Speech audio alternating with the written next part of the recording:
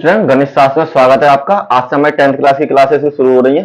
ठीक है, 10th का जो पहला चैप्टर है हम क्वेश्चन नंबर 8 से शुरू करते हैं। सबसे पहले हम जो इंपॉर्टेंट पोर्शन है उनको कंप्लीट करेंगे, उसके बाद जो बचे हुए हैं आपके उनको कंप्लीट करेंगे और आपको टोटल बुक कंप्लीट करेंगे। उसके बाद जो इंपॉर्टेंट क्वेश्चन है जो बोर्ड एग्जामिनेशन के लिए वो भी हम कंप्लीट कराएंगे आपको, और कुछ इंपॉर्टेंट क्वेश्चन हम आपको प्रोवाइड भी करवाएंगे जो मॉडल पेपर वगैरह में आपको गिवन होंगे। ठीक है, तो सबसे पहले हमारा जो पहला चैप्टर है वो है आपका ट्रिगोनोमेट्री। ट्रिगोनोमेट्री स्टार्ट करते हैं आज हम। सबसे पहले तो ट्रिगोनोमेट्री में होता क्या है, देखिए बेसिकली आपको जैसे किसी भी मीनार दे रखी है, एक तरीके ये कोई एक मीनार है, या आपको कोई एक मीनार दे रखी है, जैसे कुतुब मीनार आपने देखी ना दिल्ली में, तो ये एक उसी तरीके की कुतुब मीनार है। तो आपको क्या है कि हमें ये एंगल है, ये आपको ये पता पड़ती है एंगल कि ये कितने एंगल का जो कोण है हमारा किसके साथ बना रही है, हमारा प्लेन के साथ बना रही है, मतलब जमीन के साथ बना रही है। ठीक है, तो उसके लिए हमें तीन साइड की जरूरत पड़ती है। सबसे पहले नंबर तो तीन साइड हमारी कौन कौन सी होती है। सबसे पहले तो हमें ये पता होना चाहिए कि जमीन पर कितने आए वो। ठीक, तो सबसे पहले बेस पता होना चाहिए, या हिंदी में उसे आधार कह सकते हैं। दूसरी बात हमें दूसरी बात ये पता होनी चाहिए कि हमारी जो मीनार है वो कितनी लंबी है। क्यों? क्योंकि हमें ये भी पता होनी चाहिए कि इसकी जो लंबाई है वो कितनी है, जैसे कि यहां से लेकर यहां तक की लंबाई आपकी कितनी रखी है वो भी आपको पता होनी चाहिए।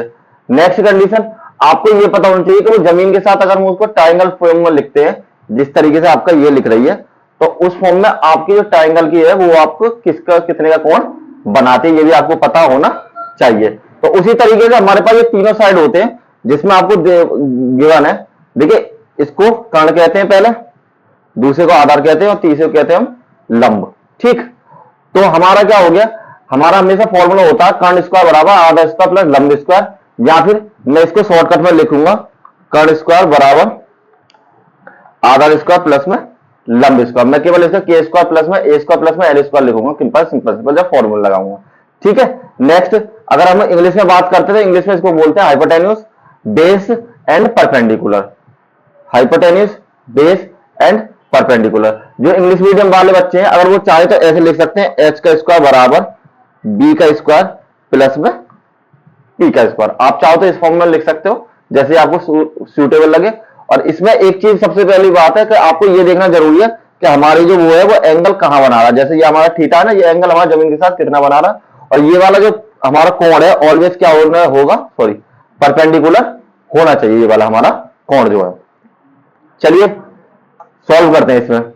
सबसे पहले दे रखा है आपको कोई एक ट्राइंगल है एबीसी जिसमें समकोण त्रिभुज बी है। जो समकोण है वो आपको बी दे रखा है, जिसमें एबी की दूरी है 24 सेंटीमीटर, बीसी की दूरी है 7 सेंटीमीटर। तो आपको साइन ए और कॉस सी और साइन सी और कॉस सी के मान आपको फाइंड करने हैं। तो हम क्या करते हैं, सबसे पहले एक ट्राइंगल ड्रॉ करते हैं। ठीक है, तो देखिए इसमें एक चीज का ध्यान रखें आप, जो आपको समकोण दे दिया, जैसे आपको समकोण क्या दे रखा है, बी दे रखा है, तो आप उस पॉइंट को तो यहीं पर लिखेंगे केवल बी को, और बाकी के जो आपके बचते हैं ए और सी उनको आप कहीं भी लिख सकते हो। तो आपका जो थीटा बनेगा वो बनेगा आपका यहां पर, सॉरी यहां पर आपका थीटा बनेगा ये। ठीक, ये आपका थीटा एंगल हो जाएगा। तो आपको क्या क्या दे रखी है, सबसे पहले देखिए एबी की दूरी दे रखी है। एबी की दूरी कितनी है, 24 सेंटीमीटर। तो एबी हमारा कहां है, इसको लिख लेते हैं 24 सेंटीमीटर। नेक्स्ट आपको दे रखी है बीसी की दूरी। बीसी की दूरी कहां है, ये रही। तो बीसी हमने कौन सा मान रखा है, जो आपका लंब है, मतलब परपेंडिकुलर खड़ा है।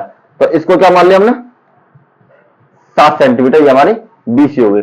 सबसे पहले हमको ये पता होनी चाहिए ये क्या है, हमारा हाइपोटेन्यूज है या फिर हमारा कर्ण है ये हमारा। तो हमको ये पता होनी चाहिए। तो हमने क्या करा, सबसे पहले हम इसका कर्ण निकाल लेते हैं। हमने क्या करा, कर्ण स्क्वायर बराबर आधा स्क्वायर प्लस में लंब स्क्वायर, ये हमारा फॉर्मूला हो गया।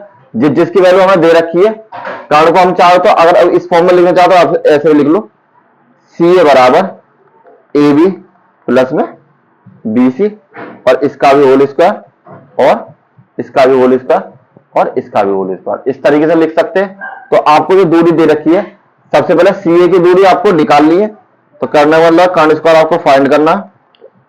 अब ए बी की दूरी कितनी है, 24 का होल स्क्वायर। बीसी की दूरी कितनी है आपकी, बीसी की दूरी है आपकी 7 का होल स्क्वायर। बराबर में सबसे पहले 24 गुणा 24 कितने हो जाएंगे, मल्टीप्लाई कर लो 24 इंटू 24, ठीक है, सिंपल तरीके। 4 चौक 16 की 6 हासिल लगा 1, 4 एक 4, दूनी 8 और 1 9, और यहां हो जाएंगे आपके 48। तो आपने ये दोनों ऐड करे तो यहां से 6 हो जाएंगे, 17 यहां से हो जाएंगे, और यहां से हो जाएंगे आपके ये 576, ठीक है, यहां 5 हो जाएंगे। तो ये आपके हो जाएंगे 576 प्लस में 49, ठीक। अब इन दोनों को ऐड किया तो ये हमारे किसके बराबर हो जाएंगे, 625 के बराबर। तो कहने का मतलब ये है, यहां लिख लेते हैं कि कर्ण इसका बराबर 625 हो जाएगा, और के बराबर हो जाएगा अंडर रूट में 625, ठीक। और इसको हम कैसे लिख सकते हैं, अंडर रूट में 25 गुणा 25। तो कहने का मतलब है ये हो जाएगा आपका 5 सेंटीमीटर, सॉरी जोड़ा बन के बाहर आ गया, तो मतलब 25 सेंटीमीटर के बराबर ये हमारी दूरी हो जाएगी। अब सबसे पहले हमको क्या करना है, ए और सी का मान निकालना है। तो चलिए नेक्स्ट इसी पर इरेज कर लेते हैं, बस हमको सबकी दूरी पता पड़ गई है। यहां पर लिख लेते हैं हमारा जो निकल के आया है, ए सी की दूरी कितनी आई है हमारी निकल के, ए सी बराबर है हमारा 25 सेंटीमीटर, ठीक है। इरेज कर लेते हैं हम थोड़ा, ए सी बराबर 25 सेंटीमीटर, ठीक। तो सबसे पहले आपको कर्ण निकालना है, सॉरी हमें ट्रायंगल की जरूरत ही पड़ेगी, मैंने इरेज कर दिए, ट्रायंगल दोबारा बना लेते हैं। अब हमें पता है ये हमारा 25 है, ठीक है, और ये हमारा 24 सेंटीमीटर, ये हमारा 7 सेंटीमीटर, ठीक। और यहां हमने ए रखा था, यहां हमने बी रखा था, और ये हमारे सी के बराबर हो जाएगी, ठीक है। तो हमको सबसे पहले क्या निकालना है, सबसे पहले निकालना है साइन ए की वैल्यू। देखिए इन वैल्यू को निकालने के लिए मैं आपको एक फॉर्मूला और बता देता हूं, आप इसको याद कर लें, एल ए एल के ए, लाल बटे काका बोल सकते हैं इसको। और आपको जो है यहां पर साइन की वैल्यू, ये कॉस की वैल्यू, ये आपकी टेन की वैल्यू, ठीक है। और इसके अपोजिट होता है कॉट की वैल्यू, यहां पर हो जाएगी सेक की वैल्यू, और ये हो जाएगी आपकी कोसेक की वैल्यू, ठीक है। ये आपकी तीनों के बराबर हो जाएंगे। तो हमारा साइन बराबर किसका है, तो साइन की जो वैल्यू है हमारी ये लंब बटे कर्ण के बराबर। तो लंब क्या लिख सकते हैं, हमको एल लिख सकते हैं, और इसको हम के लिख सकते हैं। अगर इंग्लिश मीडियम वाले चाहें तो आप ऐसे लिख सकते हैं, परपेंडिकुलर, ठीक है, base perpendicular upon hypotenuse, hypotenuse और बेस के बराबर। इस फॉर्म में भी आप याद कर सकते हैं जो वो है। तो सबसे पहले साइन ए की वैल्यू निकालनी है। तो साइन ए की वैल्यू निकालने के लिए हमारे पास क्या हो जाएगा, देखिए एल, एल किसकी जगह, जो हमारा लंब है, लंब कितना 7 सेंटीमीटर। तो यहां हम लग लेते हैं 7 सेंटीमीटर बटे में, इसके बटे में जो कर्ण है, कर्ण हमारा कितना दे रखा है 25 सेंटीमीटर। तो इसके नीचे लिख देते हैं 25 सेंटीमीटर। तो हमारे साइन की वैल्यू कितनी हो जाएगी, 7 बटे 25 के बराबर। नेक्स्ट वैल्यू हमारी कॉस ए के बराबर। तो कॉस ए किसके बराबर होता है, देखिए इसमें यहां आधार और यहां पर कर्ण के बराबर। तो हम क्या लिख सकते हैं, आधार बटे कर्ण बराबर, आधार की वैल्यू आपकी कितनी दे रखी है, देखिए आधार मुझे दे रखा है यहां 24, ठीक है, और कर्ण दे रखा है, निकाल रहा है हमने 25 सेंटीमीटर। तो ये हमारा क्या हो जाएगा, कर्ण बटे आधार की वैल्यू हो जाएगी। तो हमारे पास साइन ए की वैल्यू आ गई और कॉस ए की वैल्यू आ गई, दोनों वैल्यू हमारी निकल चुकी है। लेकिन इस बार हमको क्या निकालना है, अब क्या हमको निकालना है साइन सी की और कॉस सी की वैल्यू निकालनी है। तो देखिए इसके लिए क्या करते हैं, जब हमारे पास यहां पर ए दे रखा है तब तो केवल हम ए की वैल्यू निकालेंगे, मतलब ए वाले पॉइंट निकालेंगे थीटा के साथ जो ए होगा। अगर हमारे पास यहां पर एंगल बदल जाता है तो हम क्या करते हैं, दूसरा एंगल ड्रॉ करेंगे और तब हम इसकी सी की वैल्यू निकालेंगे। चलिए ड्रॉ करते हैं दोबारा, यहां पर एक और एंगल बना लेते हैं हम, यहां पर सी रख देते हैं। इस बार बी की पोजीशन कोई चेंज नहीं होगी, ठीक है, ये आपका ए रख देते हैं। और हमारी जो वैल्यू थी वो पीछे से देख लेते हैं, क्या क्या वैल्यू थी हमारी। देखिए वैल्यू क्या थी हमारी, हमारी ए सी की वैल्यू 25 सेंटीमीटर। तो ए सी हमारा इस बार कहां आ गया, यहां पर आ गया। तो ये हो गया 25 सेंटीमीटर। और हमारी और ए बी की वैल्यू थी 24 सेंटीमीटर। तो ए बी हमारा इस बार कहां आ गया, यहां पर आ गया। ए बी बराबर हो गया 24 सेंटीमीटर के बराबर। और जो हमारी बी सी की वैल्यू थी वो कितनी थी हमारी, वो है हमारी 7 सेंटीमीटर। तो इस बार जो बेस है वो हमारा कितना हो जाएगा, 7 सेंटीमीटर के बराबर हो जाएगा। तो अब हमें किस किस की वैल्यू निकालनी है ये देख लेते हैं, साइन सी की और कॉस सी की। चलिए दोनों वैल्यू निकालते हैं। सबसे पहले साइन सी बराबर लंब बटे कर्ण, और इसमें लंब की वैल्यू कितनी है आपके पास 24, और कर्ण की वैल्यू कितनी है आपके पास 25 सेंटीमीटर। उसी तरीके नेक्स्ट निकालते हैं कॉस सी की वैल्यू। कॉस किसके बराबर है आधार बटे कर्ण के बराबर। तो आधार की वैल्यू कितनी है आपकी, आधार है आपका 7 सेंटीमीटर और कर्ण है आपका कितना 25 सेंटीमीटर के बराबर। ठीक है, और ये दोनों आपके आंसर हो जाएंगे जो हमारे थे। हमने चारों चीजें इसमें निकाल ली है। देखिए क्वेश्चन नंबर 2, क्वेश्चन नंबर 2 भी हमारा उसी तरीके का रिलेटेड है।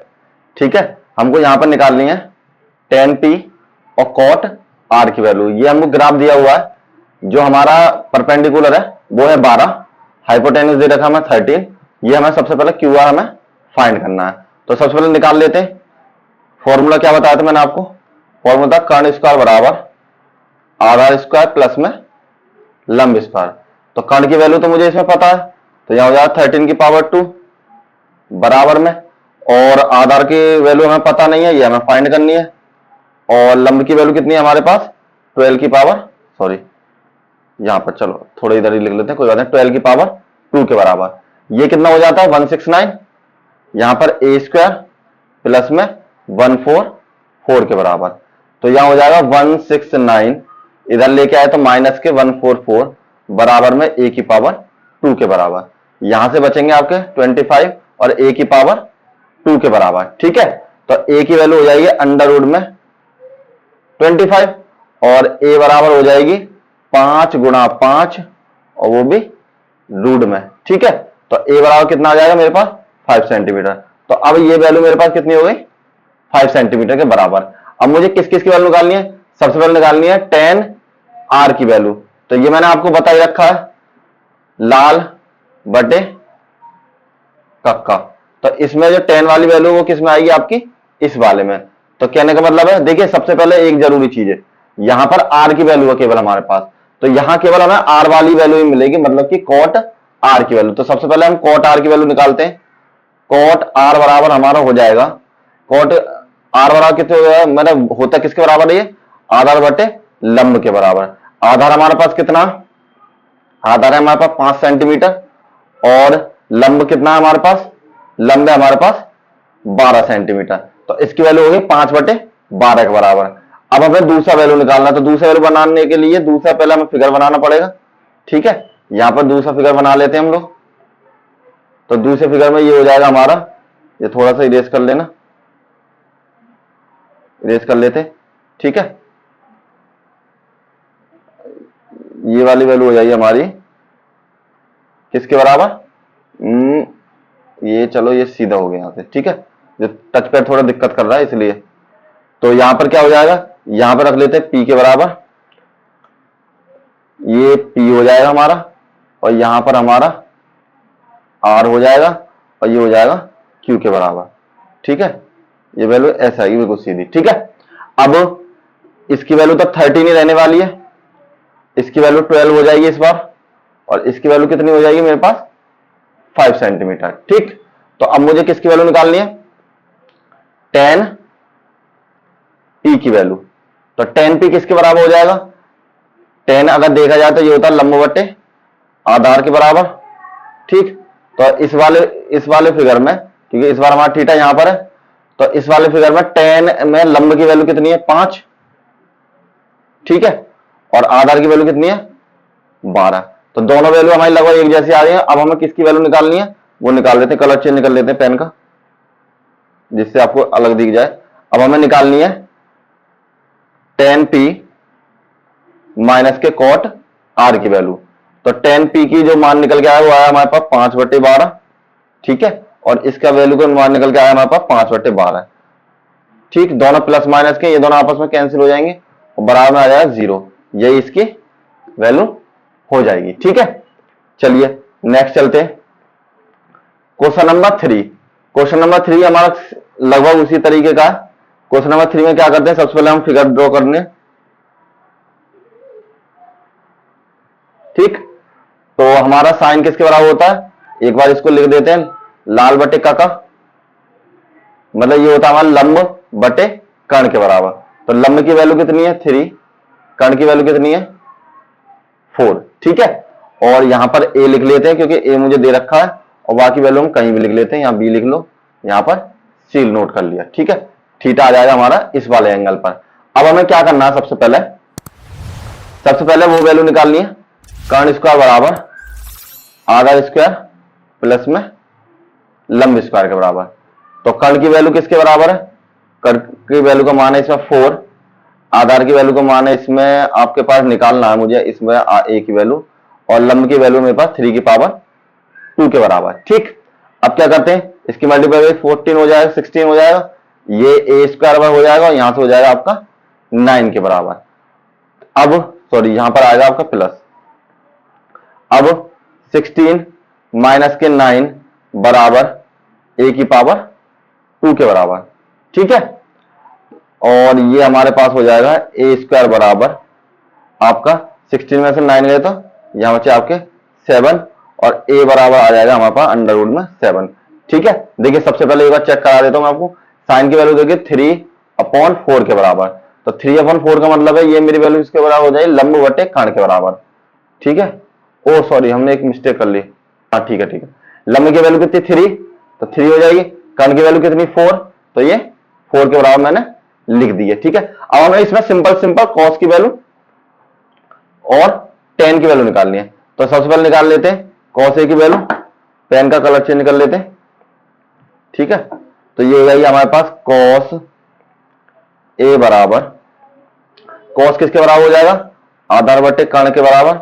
आधार की वैल्यू हमारे पास कितनी निकल के आई थी, अब ये वैल्यू हो गई हमारे पास अंडर रूट 7, तो यहां लिख लेते हैं, यहां अंडर रूट 7 सॉरी यहां लिख लेते हैं अंडर रूट 7 बटे में, और के की वैल्यू है हमारे पास 4 के बराबर, ठीक है। नेक्स्ट वैल्यू निकालते हैं tan ए की वैल्यू। तो tan ए की वैल्यू किसके बराबर हो जाएगी हमारे पास, tan बराबर हो जाएगी लंब बटे आधार के बराबर, लंब बटे आधार के बराबर, और लंब की वैल्यू हमारे पास 3 सेंटीमीटर, और आधार की वैल्यू निकाली अंडर रूट में 7 सेंटीमीटर, ठीक है। ये हमारा आंसर हो जाएगा। चलिए नंबर 4, क्वेश्चन नंबर 4 में हमें दे रखा है, सबसे पहले इसको थोड़ा सॉल्व करना पड़ेगा। हमें गिवन है यहां पर 15 cot a बराबर 8, तो यहां हो जाएगा cot a बराबर 8/15, क्योंकि ये चीज हमारी किसमें है, मल्टीप्लाई में, तो इधर आके डिवाइड में हो जाएगी, ठीक है।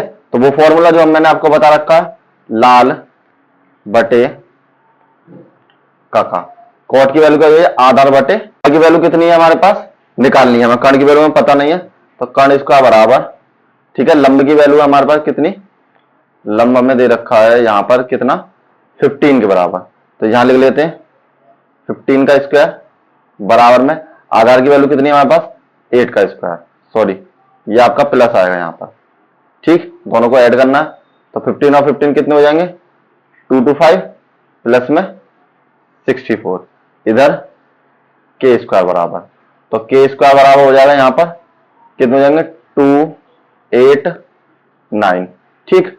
और के की वैल्यू हो जाएगी अंडर रूट में 289, और ये हो जाता है किसका स्क्वायर होता है 17 इंटू 17, चाहो तो मल्टीप्लाई करके देख लो, और बराबर में 17 की बराबर हो जाए, तो के की वैल्यू कितनी है 17। तो सबसे पहले यहां फिगर बना देता हूं मैं आपके लिए, तो यह हमारे पास हो जाएगा यहां पर, यहां ए रख लेते हैं, यहां पर बी, और ये आपका सी के बराबर। तो आपके पास आधार था 8, ये था आपके पास 15, और ये वैल्यू थी आपके पास कितनी, ये निकल के आई हमारे पास 17 के बराबर। तो आपको किसकी वैल्यू निकालनी है, एक साइन की और एक सेक की, तो कलर चेंज कर लेता हूं। चलिए साइन की वैल्यू हो जाएगी आपके पास साइन ए बराबर, तो साइन किसके बराबर होता है, यहां देखिए लंब बटे कर्ण के बराबर। तो लंब की वैल्यू कितनी है आपकी, लंब की वैल्यू हो जाएगी इस बार 50, और कर्ण की वैल्यू हो जाएगी 17। दूसरी निकालनी है आपको किसकी, सेक ए की वैल्यू।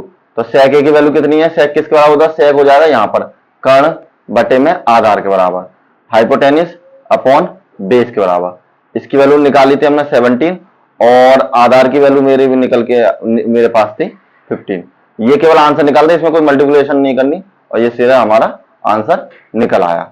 चलिए नेक्स्ट क्वेश्चन, क्वेश्चन नंबर 5।